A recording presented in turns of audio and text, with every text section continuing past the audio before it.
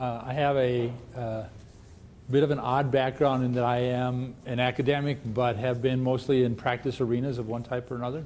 So I've done everything from be a faculty member, work at Boys Town in Nebraska, to working with the American Medical Association on adolescent health issues and how do you think about solving adolescent health issues, which are mostly behavioral rather than physical per se, for the last 20 years, I've been here in the Twin Cities with Search Institute as Director of Research, and then at the University of Minnesota for the last 14 years as an Associate Dean running the Center for Youth Development, which is a center that both does youth development, that runs the 4-H program statewide, so been exposed to how do you manage programs across multiple cities, counties,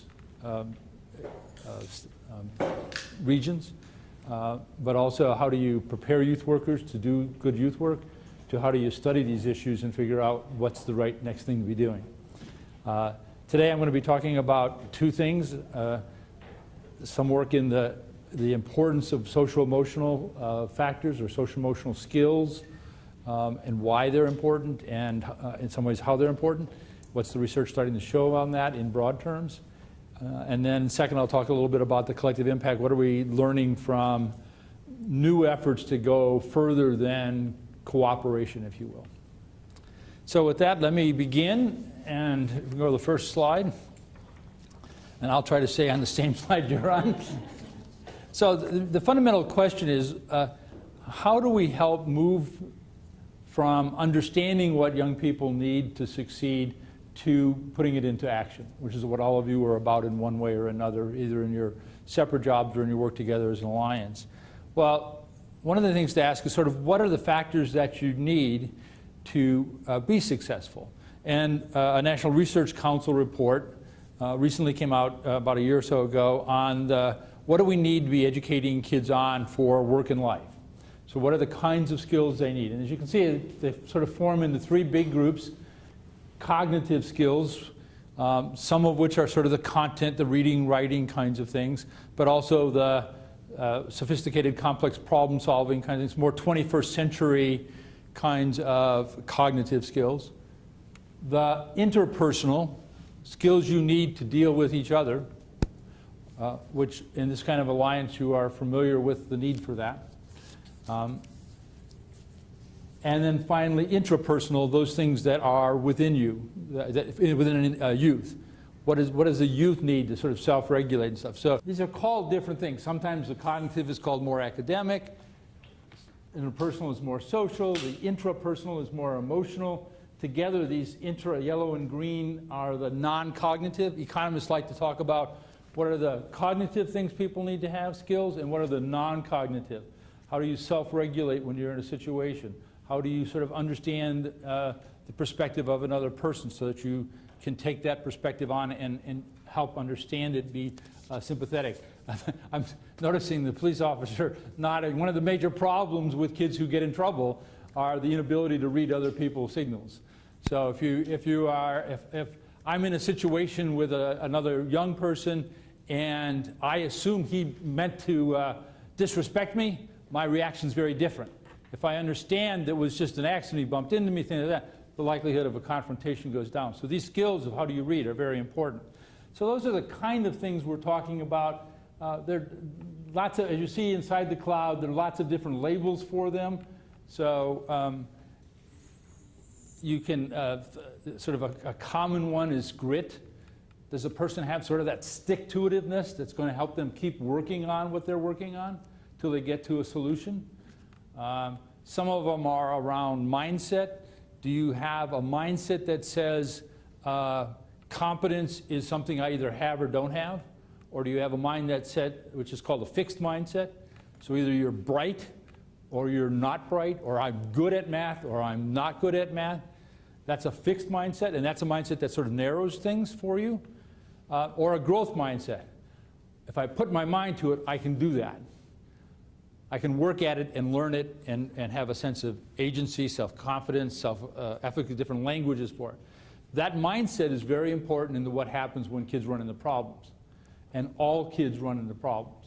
either academically or with other groups, and how you do that, whether you have the persistence to keep trying something, whether you believe it's good. And it's very interesting that if you take a bunch of kids who have a fixed mindset, who are very bright, and you give them a problem they can't handle, they try less hard. They're bright, but they've discovered, I'm bright in this area, and my brightness isn't giving me the answer, therefore I should not do as much of this. I should find a different niche for myself.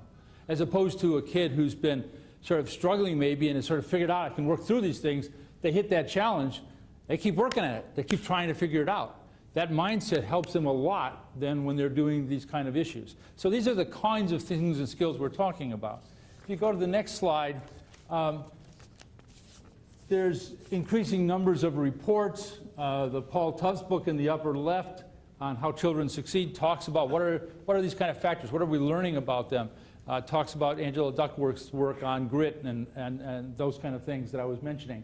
Habits of the mind, how do we develop these kind of habits that get us to succeed in spite of the situation. I mentioned the blue report in the middle, Education for Work and Life. The one in the purple up in the right, or maroon I should say, is the one on by economists more on non-cognitive skills. What are the skills people need to succeed in the workforce in 21st century kind of skills. The one on the bottom about soft skills to hard data is around some of the issues you'll be dealing with in terms of what are the outcome measures we ought to be using to tell whether we're getting what we want. Okay, so we know we want kids to have these sort of social-emotional skills. Sounds kind of soft, but there's actually hard ways of getting at that and measuring whether or not young people have those skills. So increasingly, the question, both for school districts and others, is becoming this one. How do we ensure young people are equipped, academically certainly, but also socially and emotionally equipped to succeed in the 21st century? And that means to engage in learning and to persevere in learning. And learning not just in the classroom, but learning in life.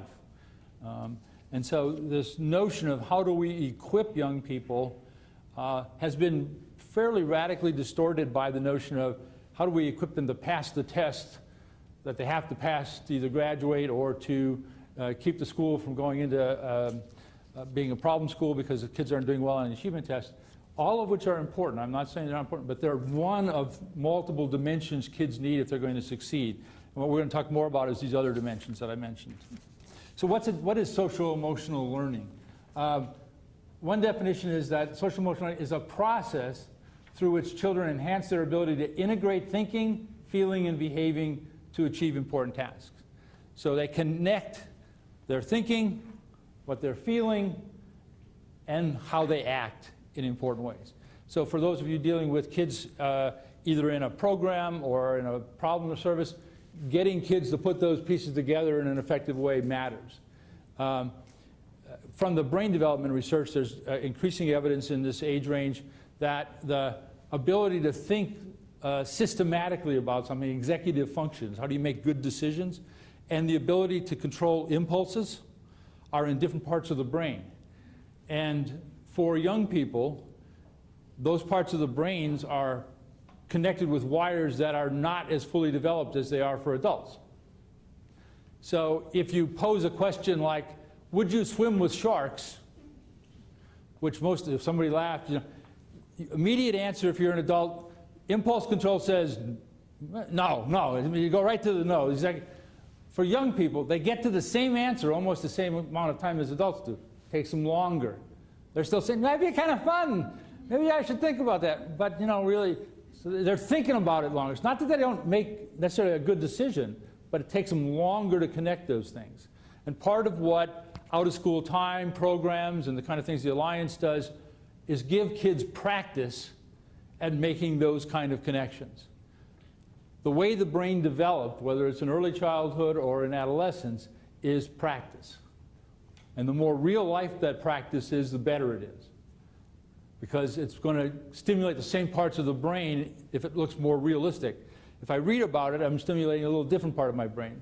If I'm experiencing it, that's why experiential learning is so valuable.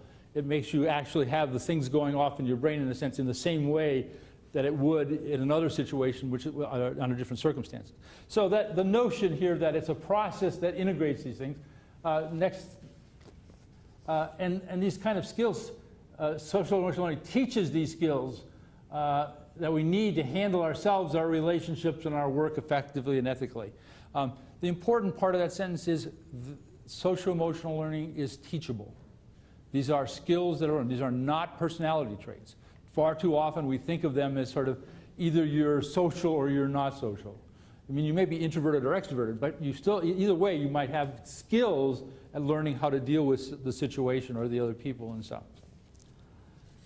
If we go to the next slide, there's lots of different ways of thinking about this. This is the one that the CASEL, which is the Center for Academic Social and Emotional Learning, they're the ones that have done the most work and put this together, and their website's an enormously valuable resource in this area. They talk about 5 core aspects of this. The 2 reddish colored ones, self-management and self-awareness, are about that intrapersonal or social, emotional side of things.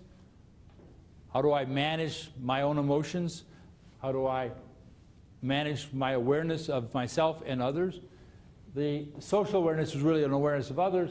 The relationship skills is how good am I at working with people in various ways, again, a social skill.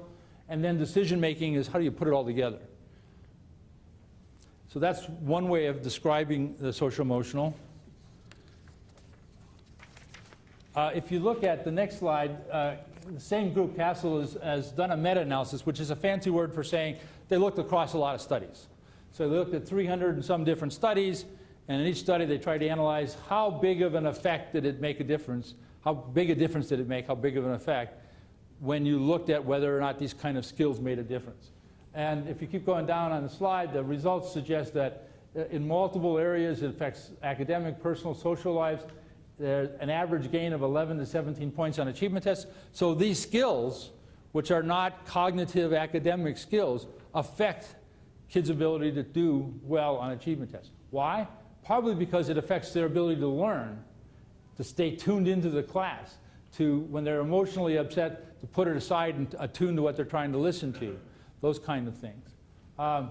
It's effective in both school and after-school programs. So one of the things that's nice about this area as an outcome area is it's as relevant to a school as it is to an after-school program. And what's nice about it for the after-school world or the out-of-school time world that all of you are talking about is it's a lot of what these programs do really well. They help kids develop a sense of belonging, a sense of competence, a sense of self-confidence that they can do these. These are the kind of things that help you develop the ability to lead, the ability to deal with difficult situations, manage conflict, etc. The Tier 1 and Tier 2 refers to a pyramid. So on the bottom of the pyramid is Tier 1, or excuse me, Tier 3, and that's students who are by and large, or youth who are by and large doing pretty well. Tier 2 is they're sort of at risk in some way, moderate at risk if you want to think of it. And there can be different ways you define that. And then tier 1 is the top level where you have sort of the highest level of risk. And these kind of strategies work in those top 2 levels. They're not as necessary, and out-of-school time stuff isn't as necessary for the bottom tier because they're already getting it. It's not that they don't need it, it's that they have it more often. Does that make it, see the difference? The reason, if you're going to help kids catch up, whether it's catch up academically or catch up socially or get out of problem behavior and into healthy behavior of some type, you've got to you've got to give them something they don't have in some sense, or they need to practice things they don't have. I don't mean give in the sense of entitle. I mean you've got to expose them to create opportunities for them to be able to engage in ways, those kind of things. When they looked at these models and they looked at these studies, they tried to then say, okay, when we look at these 37 or 300 some studies, and we looked at the programs that had the biggest effects, that were working well, what did they have in common? And they came up with this SAFE, but not in the usual meaning of SAFE. SAFE here means that the programs were structured, sequenced, excuse me. I have another synonym that has means structured. They're sequenced. The program applies a set of learning. They give you a chance to learn and then learn the next thing. Developing a sense of mastery, you learn something, and then on that you build the next level of learning. So if I'm learning to do robotics, I might learn how to build them first, and then I learn how to control them, and then I learn how to control them in a more complex problem. That kind of sequencing of learning. So you're building a sense of competence and a sense of confidence that I can do it and that I want to do it, and you get people more and more engaged, that kind of sequencing. They're active. The program uses active forms of learning, that experiential learning. They're focused. The program provides sufficient time to actually look at and develop social-emotional learning skills. This is probably the biggest problem in most programs, is they're not explicit enough, or they're not focused enough in this way, and then being explicit about what skills are you trying to develop. These are the kind of things that, again, make it more likely the kids are going to actually get those skills. Go on.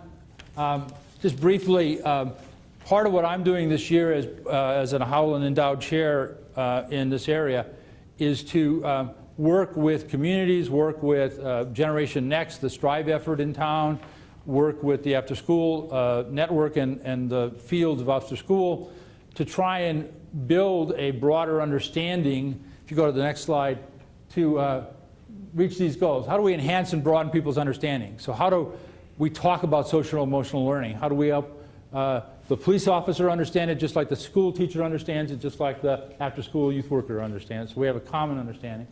How do we build some consensus around the language? The biggest problem in this area is what one of my colleagues calls the jingle, jangle, jungle of all the terminology. So you saw those light terms that were in the non-cognitive area. There's lots of terms out there. We don't yet have a language that is commonly understood and has a common meaning to people. And so how do we build some of that through work groups and other things?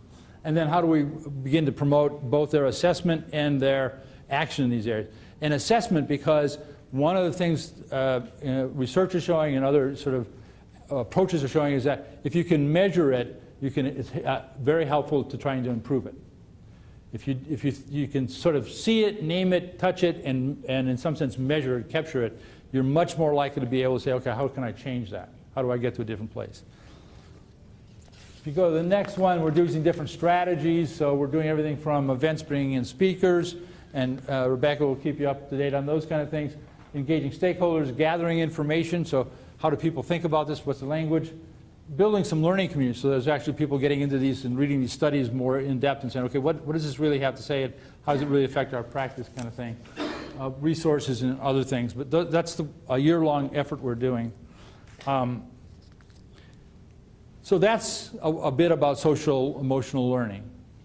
I think I've been around, as Rebecca gently hinted at, for a long time, and I've been in youth development virtually all that time. I was a sociologist, developmental psychologist, teaching adolescent development for a number of years. So I was an adolescent development specialist. I became a youth development specialist when I said it was less important to understand adolescent development and more important to do something about it. That's the difference between an adolescent development person and a youth development person, in my view. And doing it with the wisdom and research and the practice wisdom that's out there in the field. Now the issue is, how do you begin to do these things, not in my initiative and stuff, but more broadly in a community? And the Caney and Kramer article, I think, that you were all given, is an example of a new way of thinking about these kinds of collaboratives. So in a nutshell, we used to think of these things, let's get in a community and let's see if we can cooperate better. Cooperate is kind of a low level. If we just sort of communicated a little better, we could probably get this thing solved. Maybe we have to actually collaborate. Maybe we actually have to work together in some fashion and change our goals a little bit in favor of a more common way of working. Sometimes you even form partnerships where you intertwine resources, things like collective impact is sort of the next level in some of that. And as it pointed out in the article, if you go to the next slide, it's trying to accomplish moving from isolated impact, every organization doing their own thing, going in different directions, to having those same organizations line up so that they're moving in the same direction, getting mutually reinforcing activities. It's not about, one of the models that's sometimes used for collective impact is getting everybody in a rowboat together, and so you're all rowing together. I don't think that's quite the right analogy, because that implies you're in somebody else's boat. It doesn't mean all of your organizations are going to get in the same literal boat. You're going to do different things, but you're going to do it with an eye towards what you want to accomplish and rowing in the same direction. Some of you may have motors on your boat. Others of you may have paddles, but you know where you're trying to go, and you know where other people are going, and you know you can count on them if you need to get a little help in something. That's more what I think collective impact is. So if you go to the next slide, the 5 elements are there: the common agenda, shared measurement. I'll talk just very briefly about each of these. Common agenda is very important, and this is what you've been doing and will be doing is more as you move on with some of the strategic planning and stuff that you're talking about. Understanding what you're trying to accomplish is very important. If you don't have a common agenda that you can articulate, it's very hard to do any of the other steps in a way that will add up to anything. Shared measurement means you not only understand the agenda, but you're willing to measure it in largely the same ways. You're going to measure it in the Park and Rec program similar to the way you're going to measure it in something else. They may not be identical, and they may be different systems. There's lots of variations. But you're committed to knowing how we're doing on those things that we said we care about. This is one of the very important aspects of collective impact versus some of the older collaborative efforts, is it's much more data-driven. So to the extent you want to use a collective impact approach, you need to have data that you're putting together that's telling you about what you're doing and how well it's going, both on a strategy level as well as an outcome level. Mutually reinforcing activities. This is the notion that a kid might be in your activity on Monday and Tuesday and my activity on Wednesday and Thursday, but we're both working on the kid and moving him to be able to be successful in developing social-emotional skills or whatever types of things. What I'm doing is reinforcing what you're doing, and rather than competing with you on something, we're working together to make sure all kids get those kind of experiences. And if we share kids, we're working to make sure that kid's getting it in a mutually reinforcing kind of way. The continuous communication necessary in any of the kinds of collaboration, from cooperation to collective, particularly important in, I think, the model of the report that I read, the briefing you had for this meeting was an example of great communications about what's going on, how it's going, what's the next steps type of thing. The backbone organization is one of the things that distinguishes most of the other kinds of collaborative or cooperative efforts, in that there's now recognition that in order to do collective work well, you have to have a backbone to it. You have to have somebody who wakes up every day making sure that's their agenda. And their agenda is to keep you on the agenda. So the importance of the backbone organization is something, a way of thinking about this. We used to think of collaboration as something you could kind of do on the lean and mean. You know, keep it real light, just, you know, let's meet occasionally and we'll talk about it type of thing. We're learning now that that just doesn't work as effectively as you need for these. And part of the reason it doesn't work effectively is the nature of the problems you're working on. There's 3 types of problems you can think about. There's simple problems, baking a cake, simple problem. Once somebody develops a good recipe, almost anybody can follow that recipe and have a good cake. Okay? So the problem is simple, the recipe's an answer, it works. You can have a complicated problem. A complicated problem is flying to the moon. Very complicated, many steps, but you can outplan it. You can break it down into pieces. Look at a piece, solve it. When do we have to turn on the rockets? What do we do in this situation? Backup system. It's complicated, but you can outplan it to get success. But then there's complex problems.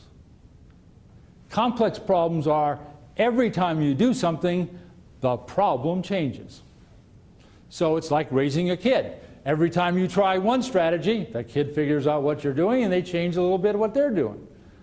And it's an evolving, complex kind of thing. So you're always having to dynamically adjust your solutions.